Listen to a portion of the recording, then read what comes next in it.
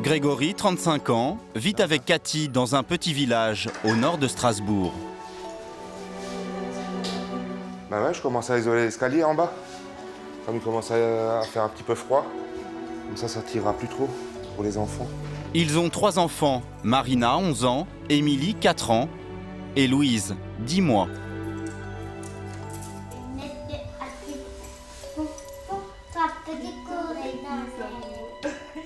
Grégory a racheté la maison familiale à ses frères et sœurs il y a 4 ans.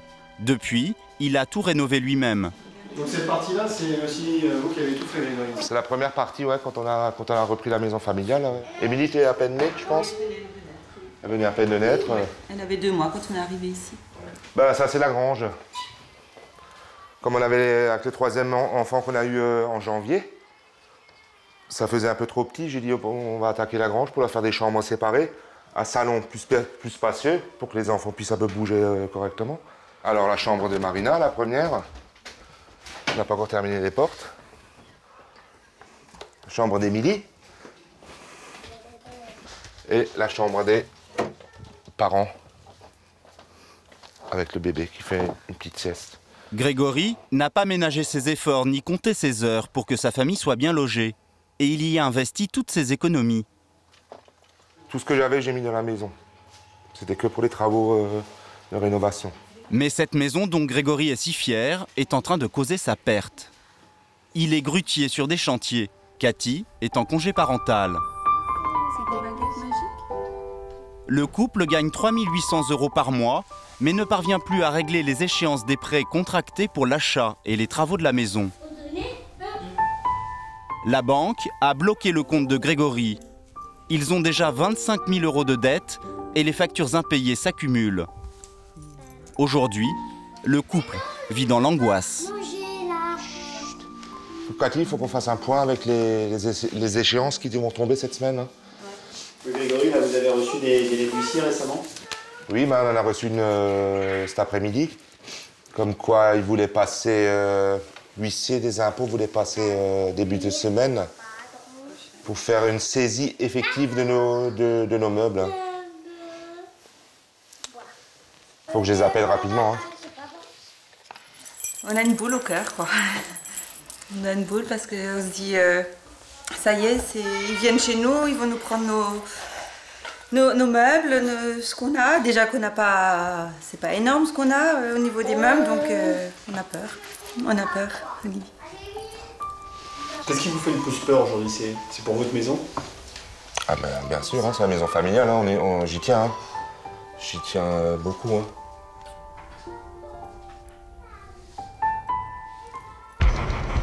Le problème pour Grégory, c'est que d'autres créanciers lui courent après. Cet après-midi, il a décidé d'aller rencontrer un huissier. Mais avant même d'arriver, le téléphone sonne. Allô? Bonjour, monsieur. Oui? Vous avez une somme encore importante, on vous a écrit. Vous n'avez pas donné suite. Je sais franchement pas comment faire pour rembourser 7 000 €. Si vous pourriez me rappeler la semaine prochaine, je suis en train de voir pour une restructuration bancaire. Si on peut trouver une solution vis-à-vis de ça. Hein. Il faudra que vous m'aidiez un peu. Hein. D'accord, monsieur. Bon week-end. Hein. Au revoir. Grégory, vous en recevez beaucoup des coups de fil, comme ça, de relance? Tous les jours, j'en ai minimum un, ouais. Ça n'arrête jamais. Ben non. Et comment vous réagissez quand vous en recevez? Ben, il faut gérer, hein. Il faut pas. Il faut gérer le stress, il faut se calmer, hein. Sinon on pète les piles. Hein. Grégory s'est fixé comme règle de toujours rester calme, poli, et dans la mesure du possible, d'aller à la rencontre des huissiers avant qu'ils ne viennent à lui. C'est ce qu'il va s'appliquer à faire cet après-midi encore. Ben, je vais voir un huissier, voir où en est le dossier. Si je peux encore retarder quelques semaines l'échéance avant la saisie. Vous êtes inquiet là? Inquiet un peu, ouais, toujours, oui. Quand on a affaire avec des huissiers, oui. Je vais voir avec eux ce qu'on peut faire et le délai qui me reste avant les gros problèmes, quoi. Il doit 4 000 € à un fournisseur à qui il a acheté des matériaux pour les travaux de sa maison. Et l'huissier est de plus en plus menaçant. Elle n'avance pas dans un bon sens, il n'y a même pas de versement minimum pour un salaire. Oui, mais c'est ma banque qui me bloque mon salaire. Mais elle vous bloque l'intégralité. Là, même pour faire des courses, je ne reçois plus rien. Ouais, mais le problème qu'il y a, c'est que c'est le véhicule qu'on va finir par prendre pour vendre. On va saisir votre véhicule. Parce que moi, je veux bien encore attendre une semaine, mais si c'est pour qu'il n'y ait rien encore au bout de la semaine... Le problème, c'est que plus on va attendre... Oui, je sais, j'en suis conscient. Mais à un moment donné, il faut retrouver une solution. Surtout pour moi, c'est clair. À la semaine prochaine. Grégory n'a obtenu qu'une semaine de sursis. Il lui faut d'urgence trouver une solution. Il se rend aussitôt chez son banquier pour tenter d'obtenir un nouveau crédit afin de faire face aux demandes pressantes des huissiers. Mais la partie n'est pas gagnée. Je suis en retard, Grégory. Ça fait 4 mois qu'on tourne. Oui. 4 mois qu'on tourne.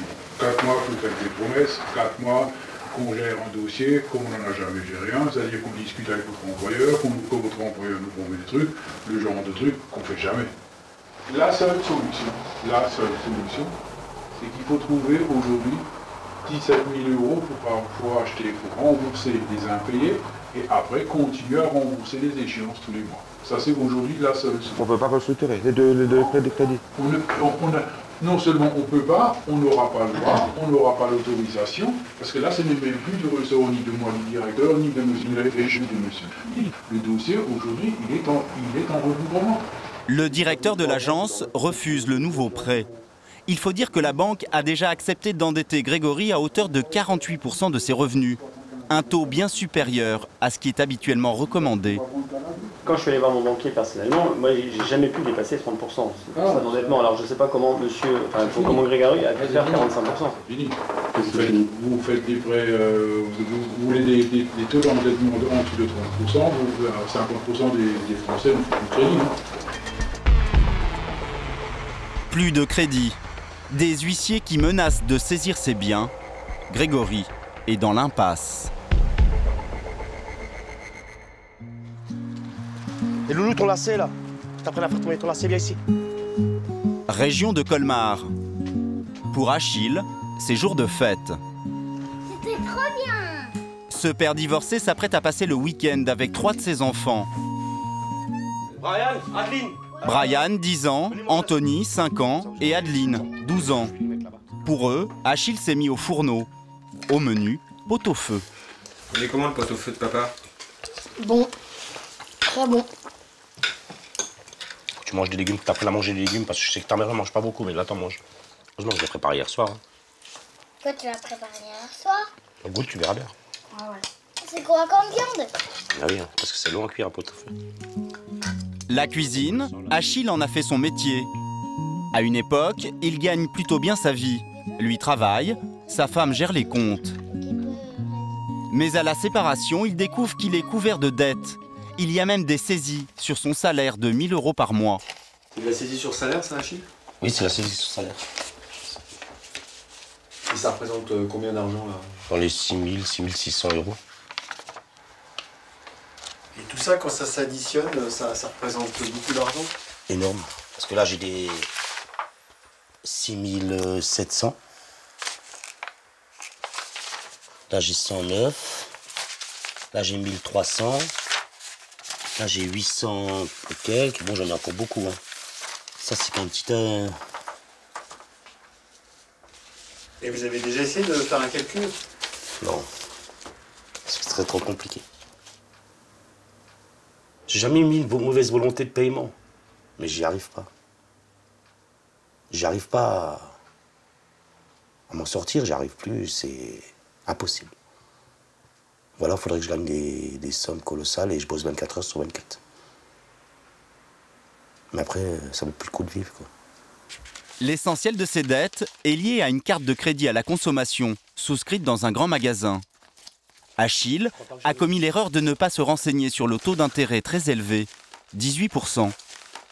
Personnellement, j'ai fait un prêt, c'était pour faire le permis et acheter une voiture. C'était un petit prêt de 3 000 et quelques.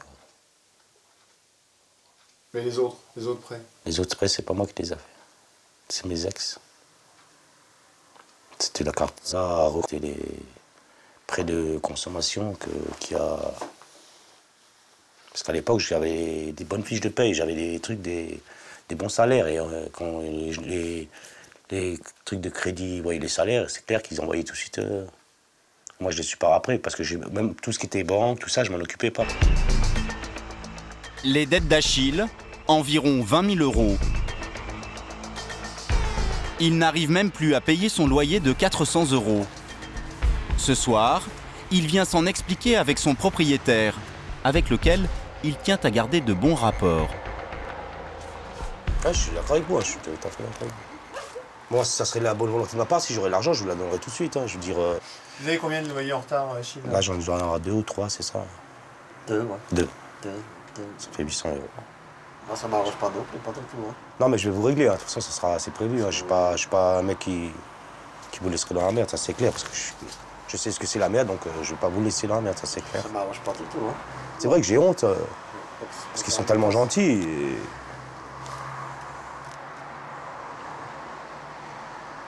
Mais je vais faire en sorte que ça va être réglé. Je vais faire le meilleur mal, en tout cas, je vais essayer. Achille veut s'en sortir. Alors tous les matins, très tôt, il part travailler. À pied. Ouais, je vais à pied parce que ma voiture rentre en panne, comme d'habitude. J'ai pas d'essence. Alors je vais à pied. Vous passez combien de temps là, depuis la gare? 8 km à peu près. Ouais, quand j'ai pas les sous, vu que j'ai pas de sous en ce moment, donc je le fais souvent. 1h20 de marche. Puis, le train. Chaque jour, Achille fait près de 180 km aller-retour pour se rendre à son travail. Et dès qu'il a un jour de libre, Achille fait le tour des restaurants pour chercher un nouveau travail plus proche de chez lui et mieux payé. En attendant, pour joindre les deux bouts, Donc, d'habitude. il fait jouer la solidarité familiale. Ce soir, comme très souvent, il est invité à dîner chez son oncle et sa tante. Salut Patrick. Salut Achille. Patrick et Barbara. Ouais, qu'est-ce que tu m'annonces? Quand même spécial. Entre habituel. J'ai les gosses ce week-end. Patrick, lui aussi, a compris un peu tard que les crédits renouvelables et leur taux d'intérêt très élevé devaient être utilisés avec prudence. Comment vous expliquez ça? Vous allez dans un magasin, on vous propose une carte. C'est vrai que mon niveau intellectuel, il n'est pas aussi élevé que la plupart des gens. J'essaie de me... Alors cette carte, déjà, il y a 1500 € dessus. Qu'on vous donne comme ça. On vous demande même pas si vous avez un travail. Encore qu'on vous demande où vous habitez. Ah ben bien sûr, j'ai pris cette carte. Comme beaucoup de gens l'ont fait. Et on a dépensé l'argent dans le magasin. Et après le remboursement. Il n'y avait rien au compte. On n'a rien. Il y a ça qui vous prend l'assurance, il vous prend le loyer. Et puis après, on a des agios sur la banque parce que l'argent n'a pas été dessus pour tel et tel. Et c'est ça les endettements. C'est comme ça petit à petit. Ensuite, les huissiers viennent. Qui c'est qui n'a pas profité? Quelque part. C'est pas de notre faute, ça. C'est de l'argent. On nous donne de l'argent trop facilement. T'as déjà mangé? Non, non. Même si Patrick et Barbara sont aussi endettés, Tu me diras ce que tu en penses. ils ont le cœur sur la main. T'as vu ça? Tout ça pour moi? Ouais. Ça, c'est gentil. Ok, m'en laisse un peu. Ouais, ouais. Merci pour tout ce que vous avez fait pour moi. Grâce à vous, hein. Achille, tu sais, chez moi, il y avait toujours à manger. Je sais, ça, tu m'as déjà dit. J'ai pas beaucoup non plus, mais j'ai toujours partagé. Tu cherches à boire? Achille mange ainsi à sa faim et ne repart jamais les mains vides. Des barres chocolatées, quelques tranches de viande pour faire manger ses enfants quand il les reçoit chez lui le week-end. Et tu passes quand tu veux, hein? Comme toujours. Merci, Mus. Barbara. À la prochaine. J'ai le droit à la bise aussi, moi? Ouais, toujours. Allez, merci. Allez, allez. Achille. Passe le bonjour, gamin. Ça marche. Parfois, Achille se décourage. Mais il s'accroche. Il cherche un travail mieux rémunéré et plus proche de chez lui. Il sait que sa famille ne le laissera jamais tomber. Michel est juriste dans une association de consommateurs. Plusieurs fois par semaine, elle reçoit des personnes criblées de dettes. Tu gardes un œil dessus parce qu'elle est vraiment pas bien. Oh non, mais je fais juste ça. Elle est... La prochaine, je vais. Ouais, elle m'inquiète un peu, elle est pas... Ok. Les réconforter, les épauler, c'est pour elle une vocation. Bonjour. Bonjour, qu'est-ce qui se passe? Vous avez la lettre d'accompagnement là-dessus? Elle l'a faite. Aujourd'hui, c'est une infirmière qui se présente à son bureau. Oui. Vous me pleurez pas dans mon bureau. J'ai des mouches. Ça va, hein? Ah bon, alors venez. Vous avez le vent, il y a du Elle vent. est à bout, harcelée par ses créanciers qui usent de méthodes douteuses. Ils ont quand même fait le forcing, ils ont envoyé les huissiers, téléphones partout pour qu'ils arrêtent de me harceler. Oh, ça c'est du harcèlement. En bloc opératoire et vous les avez au téléphone. Ouais, non. Et puis il faut un peu recadrer les créanciers là quand même parce qu'il appelle ma fille de 25 ans et qui est au travail pour avoir mes coordonnées téléphoniques. Il faut les mettre en demeure de cesser ces agissements. Donc je vais peut-être aller porter plainte. Je sais pas si je me le sentirais bien parce que moi, je suis pas trop d'écart encore. Ce qu'on va faire, voilà, il faut garder les preuves. J'ai la rage quand même. J'ai un peu la rage. On pourrait leur faire un courrier disant clairement que... Déjà, il faut les mettre en demeure de cesser les agissements. Hein, d'accord. C'est légal ça, la part des créanciers? Non, à partir du moment où on harcèle, non. Il y a un moment, il faut que ça cesse. Il y a des créanciers qui peuvent être très présents, qui mettent une pression telle que les gens vont lâcher prise plus vite, vont avoir peur, vont pas ouvrir leur courrier, vont pas répondre au téléphone, vont s'énerver. À cette dame, Michel conseille aussi de déposer un dossier de surendettement à la Banque de France. C'est ce qu'elle recommande à tous ceux dont les revenus ne suffisent plus à couvrir leurs dettes. Bon, déclaration de surendettement, c'est important. Et puis... L'infirmière doit déclarer ses revenus, préciser le montant de ses dettes et motiver sa demande en écrivant une lettre. Je joins mon courrier, l'ensemble des photocopies des documents prouvant que je suis de bonne foi et vous demande la levée des paiements des 3 créanciers. Non, alors ça non. Vous m'avez pas dit ce que L'important est de montrer sa bonne foi. Alors Michel insiste sur toutes les informations qui vont dans ce sens. C'est bien, vous avez mis que vous étiez sous médicaments, je crois que c'est bien de le dire. Alors, la maladie, une baisse de ressources et l'irrégularité... Et des ressources. Ouais, Oui. Les dossiers sont examinés par une commission qui décide du sort de ces surendettés. À Montpellier, Michel siège justement à cette commission. Elle se tient 2 fois par mois. On est plusieurs commissaires, représentants des créanciers, des consommateurs pour ma part, les services fiscaux, le président, les services de la Banque de France. Et donc, voilà, on va examiner les dossiers qui sont à l'ordre du jour des personnes qui ont déclaré leur situation de surendettement. Ce jour-là, ils vont examiner une vingtaine de cas dans les locaux de la Banque de France du département.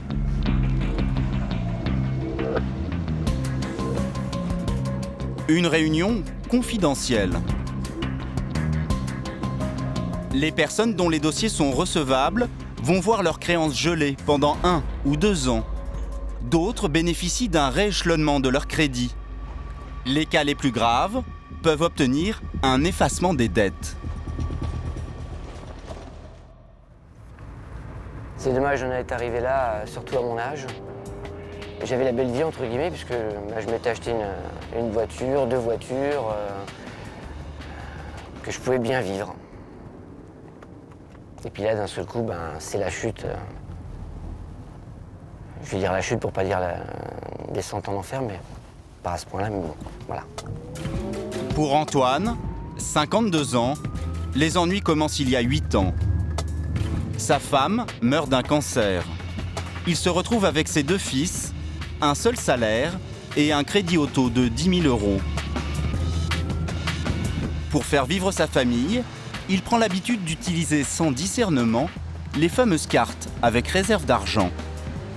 J'avais tendance à prendre la carte du magasin concerné pour faire le plein d'essence. C'était pas prélevé tout de suite sur mon compte, c'était fait en fin de mois. Quand je suis arrivé dans la région, j'ai été au guichet ouvrir la carte, puisqu'on me l'a proposé en caisse. Donc j'ai été la faire sans aucun papier, juste ma carte d'identité. Ils m'ont donné la carte. J'ai le droit à une réserve d'argent et je peux prendre tant par semaine ou tant par mois. Et les intérêts dessus, ça va combien salaire? Oui, ils sont à 17 ou 18%, ce que je ne regardais pas avant, que j'ai vu après malheureusement. Donc je faisais un plein de 50 €, je vais dire. C'était un petit peu doublé. À l'époque, Antoine vient de s'installer à Cholet. Il a laissé tous ses biens à la famille de sa femme. Il doit donc meubler son nouveau logement. Chef de rayon dans la grande distribution, Antoine gagne 1 500 € par mois. Pour s'équiper, il a recours au crédit. Donc je me suis racheté frigo, four, micro-ondes, plaque électrique, lave-vaisselle, congélateur, table de salle à manger, buffet, un meuble télé avec un petit classeur et puis mon dernier rachat, un LCD. En fait, tout ce mobilier sont des choses que vous avez achetées comment? Tout a été acheté à crédit dans des magasins. Alors oui, j'aurais pu acheter chose par chose, le payer intégralement, mais après c'est pareil, vivre comment c'était compliqué. On n'aurait pas eu de quoi manger ou on n'aurait pas eu de quoi dormir. Donc non, oui, j'ai tout acheté à crédit. Dans un premier temps, Antoine parvient à rembourser tant bien que mal ses crédits. Mais il y a un an, un événement va le faire plonger. Suite à un conflit familial, son fils aîné quitte la maison. Un juge des affaires familiales demande à Antoine de lui verser 400 € de pension alimentaire. Ses comptes passent définitivement dans le rouge. Presque 500 € de crédit au total, plus 400 €, 900 €, plus mon loyer, ça a tout foutu en l'air. Pour Antoine, qui a encore son plus jeune fils à charge, il devient de plus en plus difficile de joindre les deux bouts. Des difficultés qui n'échappent pas à Dylan, 15 ans. L'autre soir, j'avais pas fait attention. Il avait une paire de baskets qui était pas vieille, mais dans un état...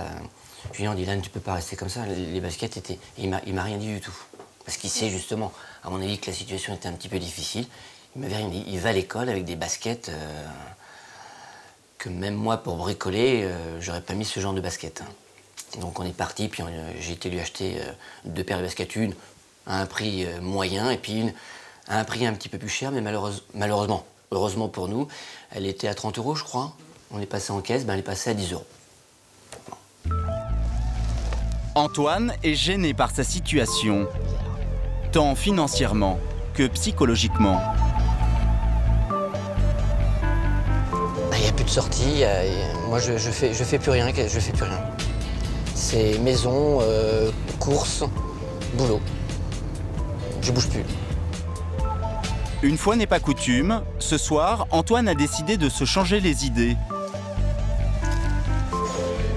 Direction un bar du quartier, où avant il avait l'habitude de faire un loto et de trinquer avec ses copains.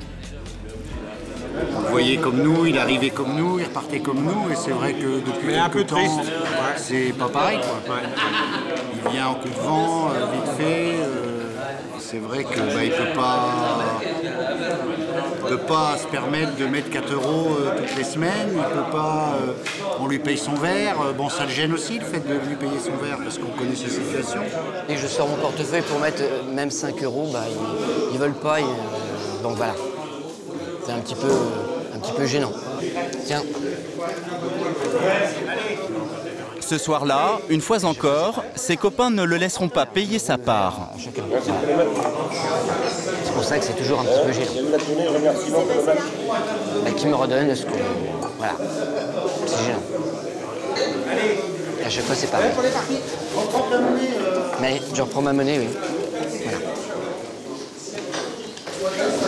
Donc ça fait un petit peu malaise. En 8 ans, Antoine a accumulé 13 000 € de dettes. Il n'était pas très organisé, ne faisait jamais ses comptes, mais depuis près d'1 an, c'est la révolution. Antoine est devenu un gestionnaire modèle. Je fais attention à mon budget, ou je fais attention d'acheter vraiment ce que j'ai besoin et pas d'acheter de choses inutiles. Ses outils les plus précieux, les tickets de caisse qui lui permettent de tenir un état de ses stocks, pièce par pièce. Et je vais rentrer tout de suite mes dépenses et puis mettre sur mon système que je me suis créé moi-même d'inventaire. Je sais ce que j'ai à la maison au jour le jour. J'ai mon congélateur, j'ai mon frigo. Là, c'est un petit peu tous les jours, souvent que je regarde. Les placards nourriture, donc ça, c'est les pâtes, les conserves. Parce que malheureusement, je fais beaucoup de conserves parce que je ne suis pas trop cuisiné. Il y a du chocolat pour son petit déjeuner le matin, du sucre, c'est bon, j'en ai pas besoin. Les WC, la salle de bain, pareil, le gel douche. Si j'ai pas besoin, je vais pas aller faire de courses bêtement, donc... Ces tickets sont ensuite précieusement archivés. Je les garde tous pour dire que vraiment, je n'achète plus de bêtises. Voilà, ils sont classés. Ils sont mis là, les uns derrière les autres. Voilà. Donc là, voilà, j'ai tous mes tickets du mois de mars, du mois de février, du mois d'avril, du mois de juin. Une organisation minutieuse qui agace son fils Dylan. Au bout d'un moment, c'est un peu embêtant de voir tout le temps en train de calculer. Puis il faut pas le déranger quand il est en train de sortir le papier, puis s'il se trompe, s'il met la virgule ailleurs ou s'il met un 0 en plus ou en moins. Non mais c'est vrai que je suis d'accord avec toi, les tickets, je suis pas obligé de les garder, Dylan. Mais aujourd'hui, si je veux essayer qu'on s'en sorte tous les deux, puisque toi t'y es pour rien non plus, c'est si demain j'avais quelque chose, au moins que je puisse prouver. Comme quoi je fais plus comme je faisais avant, de bêtises à acheter peut-être du n'importe quoi. Et puis, en juin dernier, Antoine a présenté un dossier de surendettement. Il espérait un échelonnement de ses dettes, mais vu la gravité de sa situation, la commission a préconisé une solution beaucoup plus radicale. Ça, c'est une procédure de rétablissement personnel, donc je suis convoqué le vendredi 26 novembre à 9h30 au tribunal. La procédure de rétablissement personnel, tout simplement l'effacement des dettes. L'avenir d'Antoine est entre les mains d'un juge. Vous avez peur de passer devant le juge ? Ce genre de situation, je ne connais pas juge. J'en ai déjà vu malheureusement quelques-uns, non deux, pour d'autres choses donc, qui sont différentes. Là, c'est me justifier, oui, j'ai fait des bêtises, je le reconnais.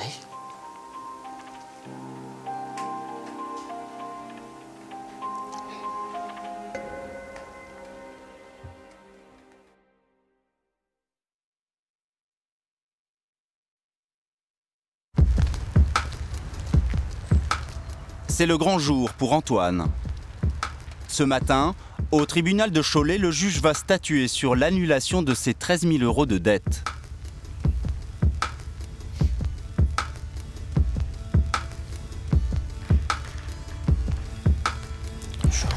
C'est dans cette salle d'audience que son avenir va se jouer.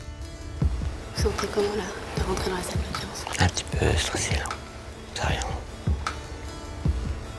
Vous avez hâte que ce soit fini ou pas? Oui, déjà oui, que ce soit fini. On verra ce qui se passera après, mais que ça soit fini quand même. Ce jour-là, avec Antoine, une douzaine de personnes comparées pour un effacement de dette. Alors, l'audience est ouverte. On va prendre les dossiers dans l'ordre où vous êtes appelés. Vous n'êtes pas tous appelés à la même heure. En France, la procédure de rétablissement personnel concerne un surendetté sur 5. Donc, vous avez 1 600 € de ressources, et exclusivement le revenu de solidarité active plus les allocations familiales. Vous avez d'autres ressources maintenant? Non? Pas de travail, pas de... Vous avez qui m'a écrit aussi me disant que vous leur devez 3 200 €. C'est pas... Vous êtes... Ça vous rassure de voir qu'il y a d'autres personnes dans votre cas? Malheureusement pour eux, oui. Oui. Je crois que je suis pas tout seul. Ça rassure un petit peu. Ça rassure un petit peu. Ça rassure. C'est un petit peu les mêmes créanciers. Mais on est plein comme ça, il y en a plein. Monsieur, maintenant, un régulier. C'est au tour d'Antoine de passer devant le juge. Bonjour. Monsieur, alors vous avez fait une demande de surendettement le 8 avril 2010 et la Banque de France, la commission de surendettement, a proposé de renvoyer ce dossier en rétablissement personnel. De ce que je vois dans votre dossier, vous bénéficiez d'un salaire et alors D'un résiduel d'allocation familiale de 87 €, ça correspond à quoi? J'ai un fils à charge encore. Et pour un enfant, vous percevez les allocations? Oui. Bon. Oui, vous avez un fils... J'ai un fils encore à ma charge. Et un fils pour lequel vous payez une voilà, pension alimentaire. Une pension alimentaire. Donc ça, c'est au titre de vos charges qui ont été estimées à 1 800 €, donc bien supérieures à vos ressources. Et justement parce que vous avez dans vos charges une pension alimentaire de 400 €. Tout à fait, oui. On a fait le tour de tous vos biens et on a relevé en tout et pour tout une Renault de 96. Tout à fait, oui. D'accord, donc la valeur, a priori... Il n'y a plus rien. Oui, voilà. Bon. Et vous avez une situation stable, elle ne va pas évoluer. Oui, vous avez un contrat à durée indéterminée, il n'y a pas de souci de ce côté-là. Mais l'affaire se complique. Et alors, un des créanciers conteste l'annulation de ses dettes. Le motif, la pension alimentaire de son fils aîné. Vous payez une pension alimentaire pour un enfant de 19 ans. Tout à fait. Et mais dit 19 ans, ça ne doit pas durer cette pension, elle devrait disparaître dans les 1 ou 2 ans qui viennent. Dans ces cas-là, on pourrait faire un moratoire et attendre 1 ou 2 ans pour voir si votre situation ne se rétablit pas. Si son fils termine ses études et trouve du travail, la pension saute. Antoine pourrait alors rembourser ses dettes. Qu'est-ce qu'il en est, votre enfant là, vous est toujours en études, il vient de commencer sa première année pour un autre CAP d'informaticien, donc je ne sais pas. Je n'ai pas de nouvelles à ce jour. A priori, Antoine devra donc encore verser cette pension pendant plusieurs années. Le juge va trancher. Compte tenu de votre situation actuelle, je risque le 17 décembre de vous envoyer une décision de rétablissement personnel et d'effacement de toute votre dette. Ça sera tout, monsieur Réunionneux. Merci. Bonne journée à vous. Merci, au revoir.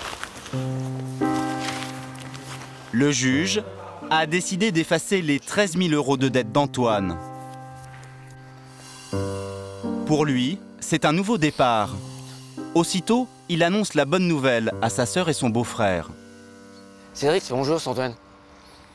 Bah ouais. Bah oui, ça va très bien, ça va mieux. Parce que là, je sors de chez le juge, tu sais, pour mon dossier de surendettement.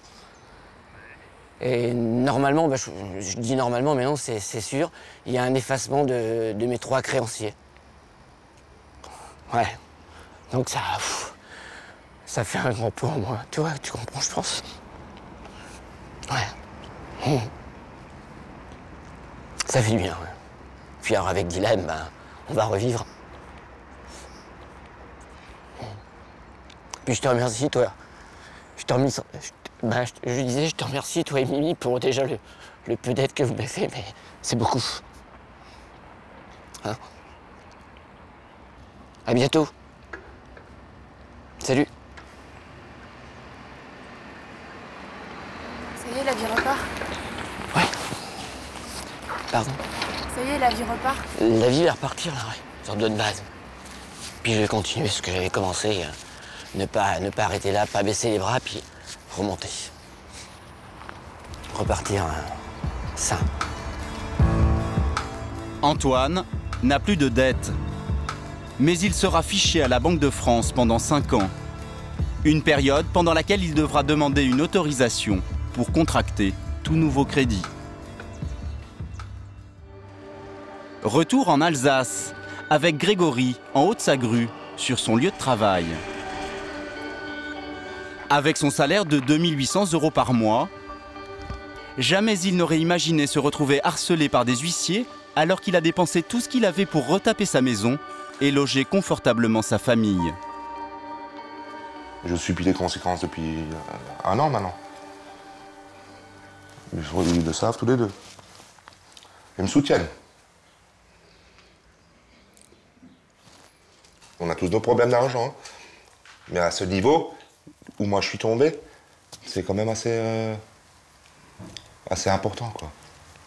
Grégory admet traverser une mauvaise passe, mais refuse de se considérer comme surendetté. Une question d'honneur pour lui. Aujourd'hui, pourtant, il doit se résoudre à passer la porte de Crésus, une association d'aide aux surendettés. Comme sa banque lui refuse un nouveau prêt, il compte sur cette association pour lui trouver une autre banque, disposée à reprendre ses crédits et ses dettes, et étaler les remboursements dans le temps. Merci. Dominique, un ancien banquier, va s'occuper de son dossier. L'opération de la dernière chance pour Grégory. Donc, ce qu'on va demander au courtier, c'est voir s'il peut trouver un organisme financier pour vous faire un crédit de 228, on va demander trésorerie supplémentaire, donc 235 000 €. On va lui demander, voir si c'est faisable. Seulement en épluchant le dossier, Dominique s'aperçoit que le cas de Grégory est plus inquiétant qu'il ne le pensait. Vous avez beaucoup de... Huissiers, oui. 4, 5. 4 ou 5 sur essentiellement des factures que vous ne payez pas. Sur des factures que je ne paye pas et sur d'anciennes factures vis-à-vis des travaux de... Pour arrêter la spirale infernale d'huissier, c'est déposer malheureusement un dossier de surendettement à la Banque de France. Là, ça stoppe tout. Un dossier de surendettement. Le mot est lâché. Visiblement, cela fait peur à Grégory. Mais la Banque de France va prendre la main sur ce dossier. Oui, bien sûr. Elle va prendre ses responsabilités. Elle va venir chez moi, elle va prendre... Elle va pas venir chez vous. Pas du tout. Pas du tout. Ils ne prennent pas de caution. Non. Apparemment, Grégory n'a pas tout à fait compris le principe de la commission de surendettement.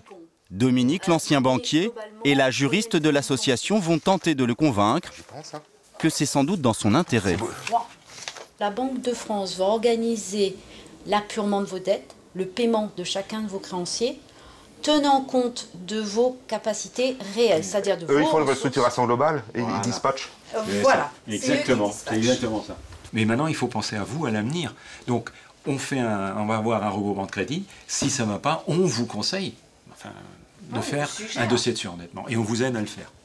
On est là pour ça, mais on n'abandonne pas. Hein. OK? Je suis encore là. Oui, je vous tiens au courant du résultat et ensuite on se revoit. Hein. Bientôt. OK. Si aucune banque n'accepte de lui reprendre ses crédits et ses dettes, ce sera donc la commission de surendettement pour Grégory. Ouais, vous en pensez quoi, Grégory, de cette possibilité de faire un dossier de surendettement? Je sais pas, ça me choque un peu. Ça me choque. C'est tout ce que je voulais jamais avoir à faire dans la vie. Et qu'est-ce qui vous choque? C'est le mot surendettement? Oui. Oui, tout à fait, ouais. De retour à la maison, Grégory n'emmène pas large. Il ne sait pas trop comment expliquer à sa femme Cathy la solution vers laquelle il s'oriente. Bah écoute, le truc s'est pas trop bien passé. Non.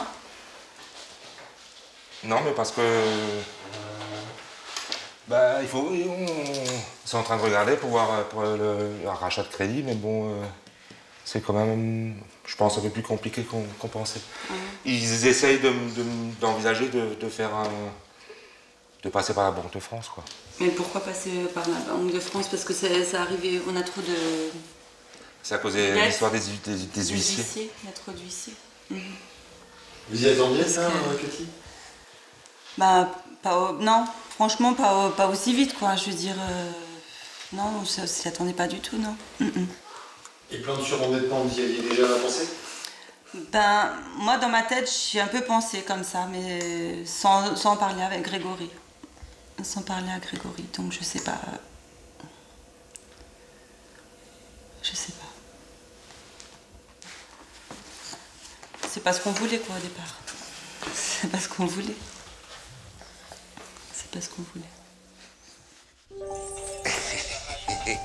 Quelques jours plus tard, dans cette maison de famille qui fait la fierté de Grégory,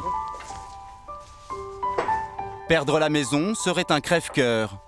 Alors il s'accroche à l'espoir du rachat de crédit. Marina, Émilie, on mange. Et la réponse ce midi, il la tient entre ses mains. J'ai eu une proposition du prêt vis-à-vis de ce que Crésus nous a donné un coup de pouce et qui nous reprendrait la totalité des prêts. Hein. Ça veut dire la banque, les crédits, le retard bancaire et le retard vis-à-vis des dettes qu'on avait fait vis-à-vis des travaux de la grange. Hein. Ça regroupe la totalité de nos dettes et de nos créances, quoi. Et on passe de 1 900 € à 1 446. Ça fait 350 € de moins par mois. Avec les travaux et les découvertes qu'on avait bancaires. Ça, c'est bien. Enfin, une bonne nouvelle. C'est pas mal. Enfin, On voit le bout du tunnel. Ouais, c'est clair. C'est super. Contre toute attente, le couple n'aura donc pas à présenter de dossier de surendettement.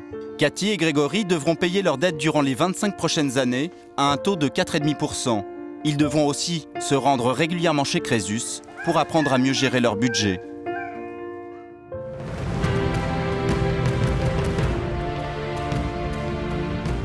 Près de Strasbourg, Cathy et Grégory devraient signer leur offre de prêt dans quelques jours. Ils espèrent pouvoir faire patienter les huissiers jusque-là. Achille n'a pas encore trouvé de travail près de chez lui, à Colmar.